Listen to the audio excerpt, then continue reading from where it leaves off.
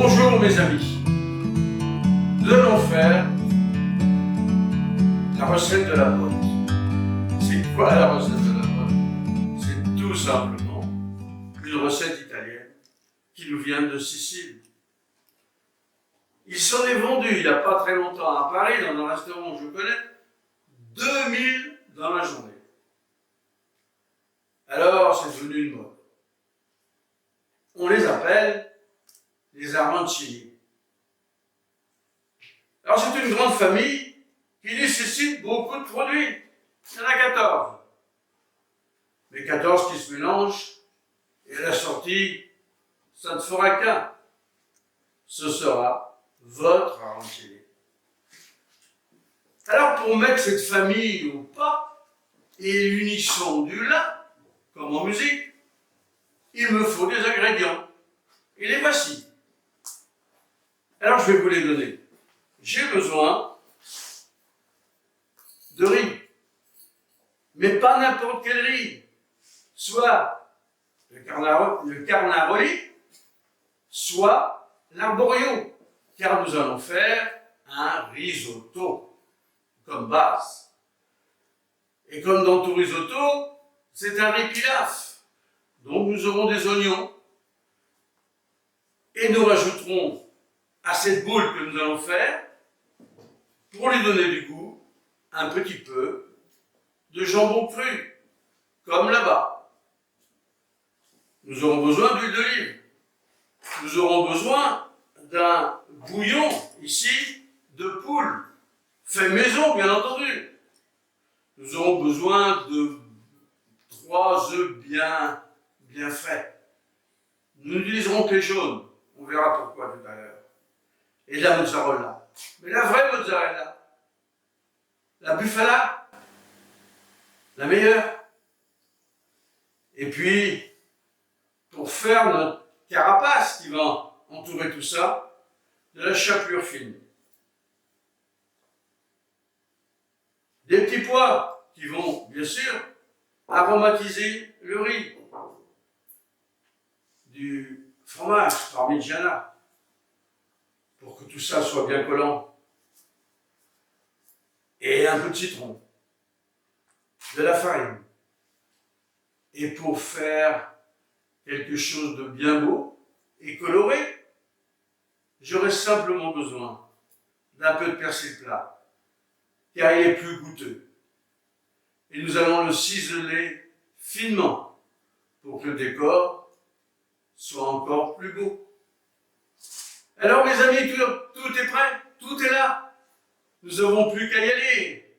Vous madame, vous monsieur, vous allez avec moi réaliser ce plat italien, car nous aimons tous l'Italie. Alors, vive l'Italie, et on y va. Alors voici, il me faut un oignon blanc. Je vais le couper en deux. Et voilà comment on travaille un oignon. D'un côté, on le place comme ceci, on met le pédoncule vers le haut et on met là où sont les poils de la racine vers le bas. Et on va faire des petites stries comme ça, jusqu'à environ 1 cm du pédoncule. Pas besoin que ça soit très fin, vous voyez. Voilà. Et là, maintenant, je vais faire la même chose en horizontal. Voilà. Et maintenant, pour le final, je vais le faire en vertical. Et là, regardez, mon oignon est ciselé. Il n'y a pas besoin de faire 1001 choses. Alors, je vais doucement pour vous montrer, mais quand je fais au restaurant, croyez-moi que je vais beaucoup plus vite. Mais je vous laisse le temps de regarder, et le temps de regarder, c'est le temps d'apprendre. Encore un ou deux petits là qui sont récalcitrants. Voilà, un gros qui est aussi. Voilà. Et là, je vais prendre la poêle qui est là. Voilà. Je vais mettre une petite goutte d'huile. Je vais mettre le vin blanc. Oui, je veux faire le coquet. Résultat, je ne mets pas mes lunettes. Et résultat, je confonds le vin blanc qui est de la même couleur dans la tasse. Voilà. Et ça, je le mets à chauffer pendant quelques minutes. Ma chère Léla.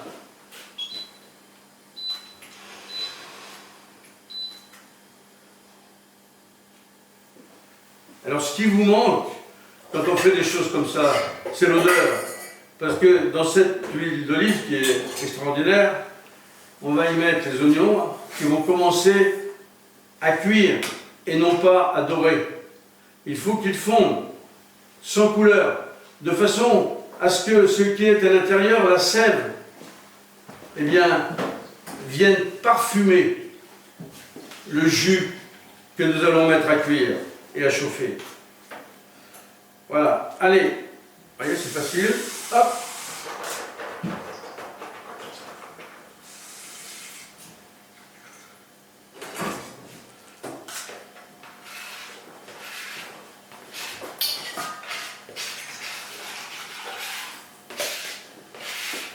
Vous voyez, quand on fait une recette de cuisine, c'est comme on travaille en famille. Chacun fait son petit truc. Et comme ça, ça va bien plus vite. La cuisine, c'est du partage, c'est de l'entraide. C'est tout ce qu'il faut pour réussir le travail. Et là, allez, je vous laisse faire. Hein. On le laisse chauffer, et voilà. Bien. Donc, là, les jus cuisent. Je vais donc maintenant faire la découpe du jambon. Alors, le jambon,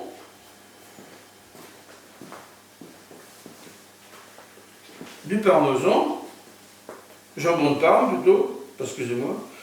Voilà, on va le découper pareil, en petites tranches.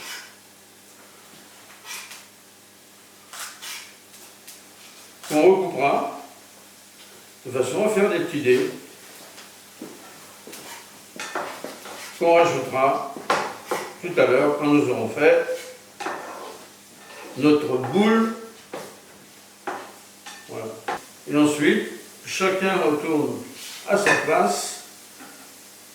Chaque place en cuisine a sa chose, mais chaque chose a sa place. Et ce doit être respecté si on veut vraiment faire de la bonne cuisine. Il nous reste encore une dernière petite chose à faire, c'est faire cuire les petits pois, parce que en cuisine, comme à la maison, on a toujours besoin de petits pois chez soi. Voilà. Alors regardez, j'ai ici, avec une odeur remarquable, qui est en train de cuire, le riz que est en train de me faire, pardon, le riz, les oignons que est en train de me faire, et là et là. Ici, l'eau s'apprête à bouillir pour mes petits pois. Ici, j'ai le bouillon qui est en train de chauffer. Et j'ai mis tous mes ingrédients qui sont prêts. Alors, le temps que ça chauffe, on va faire la fête au persil. Plat. Voilà. Alors, je vais vous montrer comment on prépare du persil. Jamais ne faire ça. Donc vous voyez ça, c'est pas des cuisiniers, c'est même pas des apprentis cuisiniers.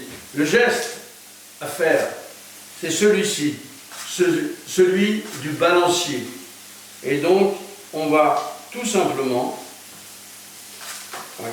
couper le plus près possible du poignet, faire une première découpe, voilà, dans un système de cisaille, un peu comme on coupe le pain à la cantine, ou je ne sais pas si on fait toujours comme ça, maintenant il y a des machines des fois. Mais voilà, le système du hachoir. Et là on fait un demi-tour. Et on recoupe de la même façon, vous voyez. Et là, eh bien, on cisaille exactement comme si on voulait découper une viande. On ferait exactement pareil. Et on retourne. Ensuite, on retourne encore d'un quart. Alors après, ça dépend comment vous la voulez. Ou haché menu, ou haché à moitié. Vous voyez? Eh bien, vous avez toujours ramené au milieu, sous le fil du couteau. Justement, ces couteaux, parlons-en. Vous voyez ces couteaux? Et mes chers amis qui me filmaient, vous pouvez faire un très gros plan sur ce couteau. Car j'ai dans les mains un couteau qui n'est pas comme les autres. Il est réalisé par un orfèvre, le seul qui reste au monde. Il s'appelle Fernando Ramos. Il vit dans un petit village à côté de Thiers. Et tous ces couteaux que vous voyez là, à mes côtés, que ce soit ceci, ou celui-ci, ou celui-là, ou celui-là qui est un filet de sol, eh bien, ce sont des couteaux de maître qui sont réservés qu'aux étoilés ou au col bleu, blanc, rouge. Parce qu'il fait tout à la main. Même le manche qui est là, il a été façonné à la paume de ma main. Un couteau, c'est exclusif. Ça ne se prête pas. Qui plus est quand ils sont faits avec autant de talent. Alors bien sûr, si parmi vous, vous voulez parfois user de mes relations pour avoir des couteaux de chez Fernando Ramos, écrivez-moi. Moi, j'en aurai peut-être, si vous êtes sage. N'oubliez pas que Noël approche. J'ai pas d'intérêt, je vous le dis tout de suite. Mais c'est un garçon qui est tellement formidable, tellement humaniste, tellement proche des autres, tellement partageur, que je ne peux pas m'empêcher d'y penser lorsque j'utilise ces couteaux. Est-ce que ça vous plaît, Madame Léla? Alors justement, je voudrais vous raconter une histoire. Avec moi, j'ai Léla, mais qui est Léla? Léla, c'est une dame qui est chef et qui fait de l'excellente cuisine dans un château de Dordogne où nous sommes, autour d'un endroit bucolique où il fait bon se promener, respirer l'air pur. Ça s'appelle Château La Tuilière. Eh bien, je peux vous dire que si vous avez un moment à prendre, un repos à faire, un plaisir à vous offrir,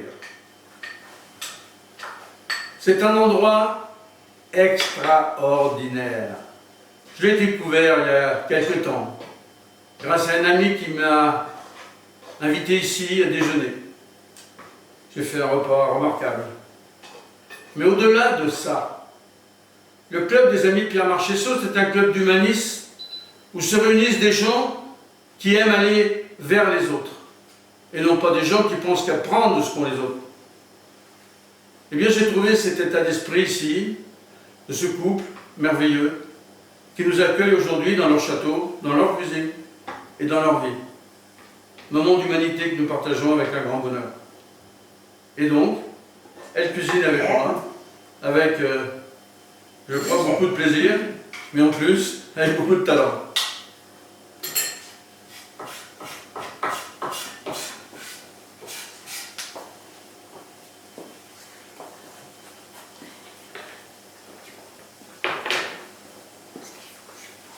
Donc les petits pois sont presque cuits.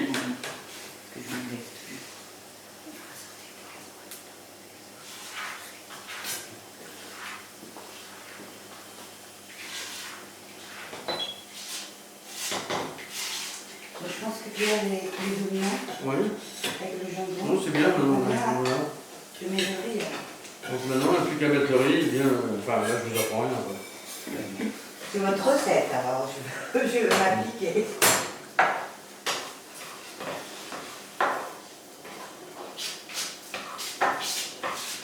Vous voyez, la cuisine, c'est un échange. Chacun travaille de son côté et chacun travaille l'un pour l'autre. Pourquoi? Eh bien, pour tous ceux qui aiment notre cuisine et qui tout à l'heure vont la partager. Voilà. C'est ce monde-là, la cuisine. Après, ceux qui s'accaparent la cuisine, pensant être des grands chefs, moi j'ai une autre qualification, mais je ne la dirai pas ici. mais c'est dommage. Parce que un cuisinier, quel qu'il soit, on lui a peut-être confié un certain talent pour faire la cuisine, mais il ne lui appartient pas. Il appartient au monde où il vit et il est là pour le transmettre, et non pas pour le conserver. Alors tous ces cuisiniers, ou ces cuisinières qui veulent garder leur recette en disant ma recette, mon restaurant, ma cuisine, et de qui la tiennent-ils? Où l'ont-ils appris si ce n'est dans les livres ou en allant dans des stages?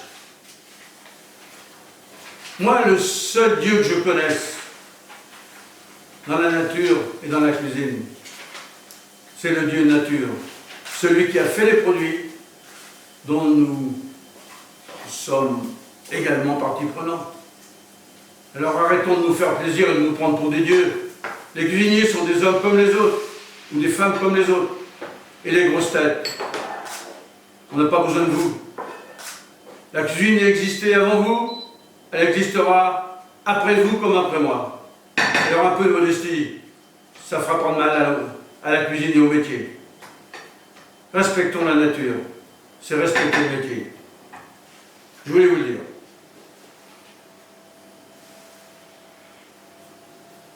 Maintenant, je vais tailler également la mozzarella. Oui. Et tous mes ingrédients sont prêts à être utilisés. Vous voyez, c'est de la vraie.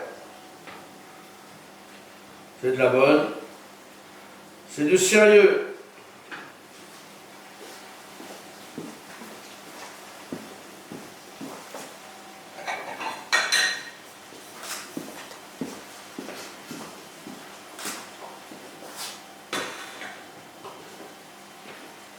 Je vais vous raconter une histoire. Un jour, j'ai rencontré un chef que j'avais eu en stage.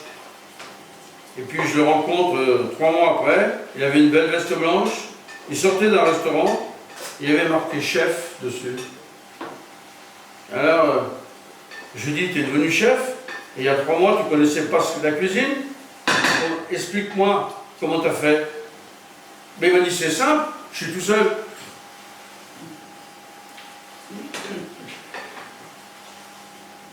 Alors elle est tellement marrante que je veux la raconter.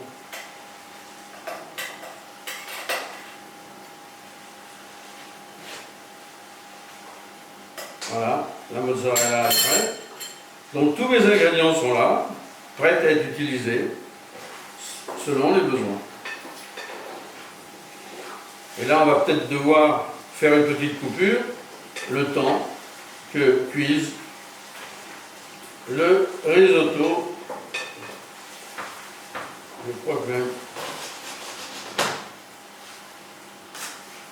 le risotto c'est bon. On fera une autre recette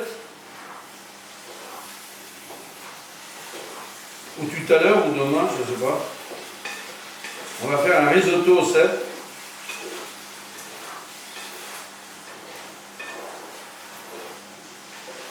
Voilà. Et je résiste pas au plaisir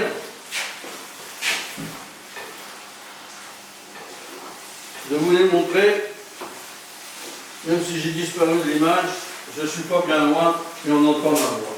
Regardez.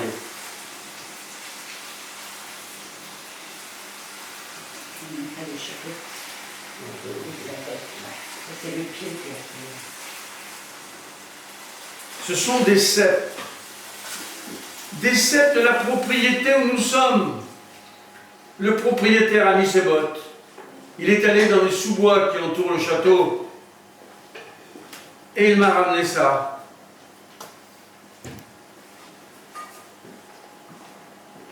Qu'est-ce que vous en pensez, mon ami? Est-ce que ce gros plan est parfait? Alors ça, c'est du vrai cèpe de Dordogne. Eh bien, tout à l'heure, ça sera une autre recette avec ce risotto au cèpe, avec une autre petite surprise à l'intérieur. Mais ça, c'est pour tout à l'heure. Alors, le risotto de Laïla. C'est Laïla ou Léla? Leïla. Léla. Voilà. Je vais donc récupérer ce risotto que j'ai fait. Voilà.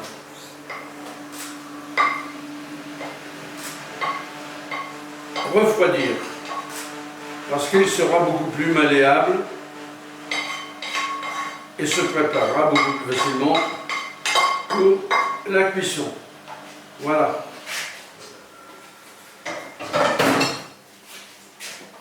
Je vais maintenant y rajouter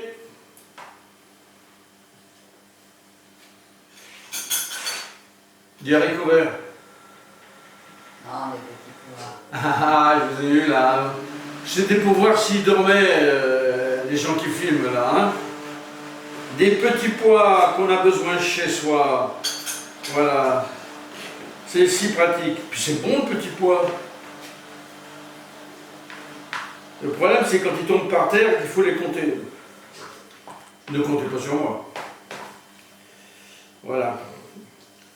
Et donc, le mélange est parfait. Regardez, c'est de la belle couleur ça. Hein? Regardez, c'est appétissant. Oui, ils sont gras, ils sont parfaits. Et là, je vais y rajouter. Léla, c'est quoi ce fromage que vous m'avez mis? Du parmesan. Comment? Parmesan. Du parmesan. C'est-à-dire du fromage de Parme. Une des spécialités de la région.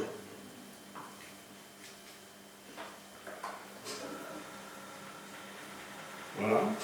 Et on remue bien, de façon qu'il y ait une osmose qui se fasse.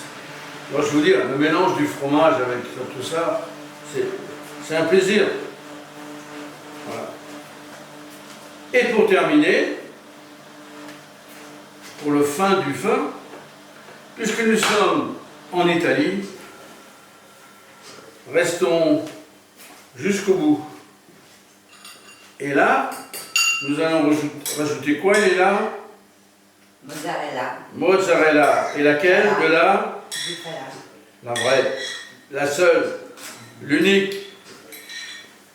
Vous savez que la mozzarella, il faut vous méfier. Parce que la mozzarella n'a pas d'AOC ni d'AOP, ni d'appellation d'origine protégée, l'AOP, ni d'appellation d'origine contrôlée, l'AOC. Ce qui fait que n'importe quel pays peut faire la mozzarella. La Grèce en fabrique. Et pourtant, c'est loin d'être un produit grec. Voilà. Mais les Grecs, on le sait très bien, sont des grands voyageurs depuis la nuit des temps.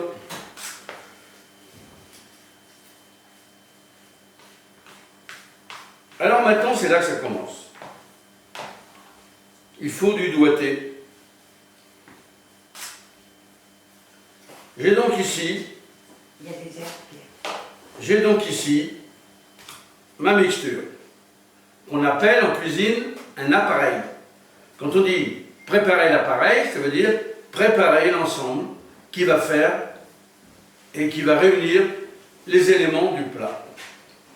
Je vais donc prendre ici une petite assiette carrée et j'ai des gants, c'est pour y mettre les doigts.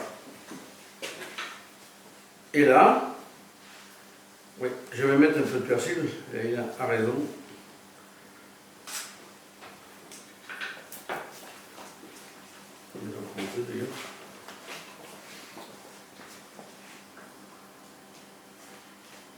On va bien enlever.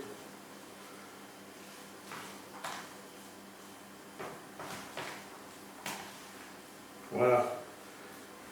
Alors dans mon pays, on dit qu'on touille. Alors je ne sais pas si on le dit ici, mais c'est mon pays, pas très loin d'ici. On le dit ici touiller aussi? Je sais pas. Touiller veut dire en patois remuer, mélanger, bien brasser aussi. Voilà. Et là, je vais remplir une petite gamelle, voilà, comme ceci, et je vais bien la tasser de façon qu'elle prenne déjà une forme arrondie. Voilà. Et là, je la remets. Et là, elle est à moitié formée. Et là, je reste sur mon plat pour pas que ça s'égoutte. Et regardez. L'arancini arrive. Il est presque prêt. Je le sers bien. Par amour, bien sûr. Ce qu'on aime, on aime le serrer dans ses bras. Mais moi, c'est dans mes mains. Voilà. Et l'arancini, il a pris sa forme, arrondi. Et on va le positionner dans l'assiette.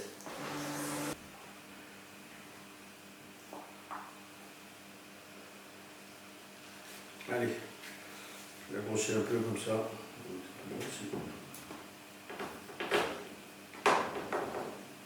Voilà.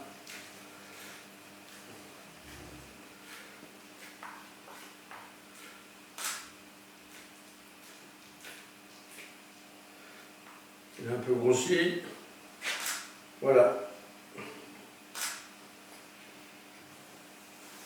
Il y a un petit trou qui reste. On va le remettre. Voilà. Comme ça, il n'y a rien de perdu.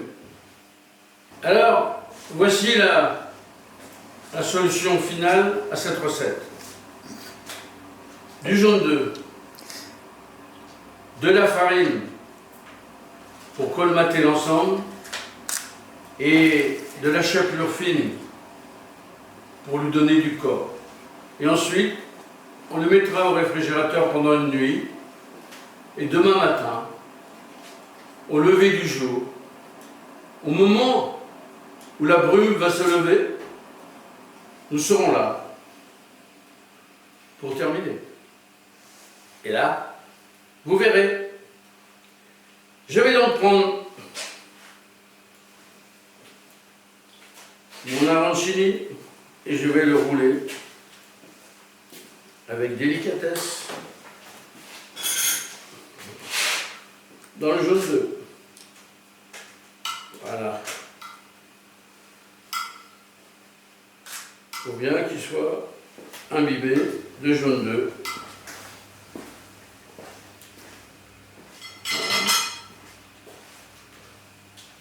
Et là, je le malaxe un petit peu pour que la boule se reforme et je la roule dans la farine. La farine va coller au jaune d'œuf et commencer à emprisonner l'ensemble. Voilà. Et là, je n'ai plus qu'à le rouler maintenant dans la chapelure pour faire sa carapace qui va me permettre de le cuire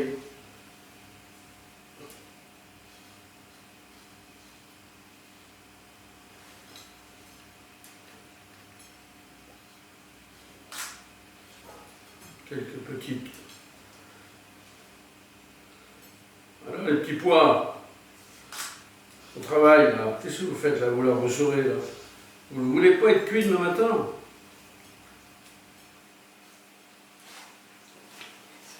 Voilà, on va continuer. Voilà.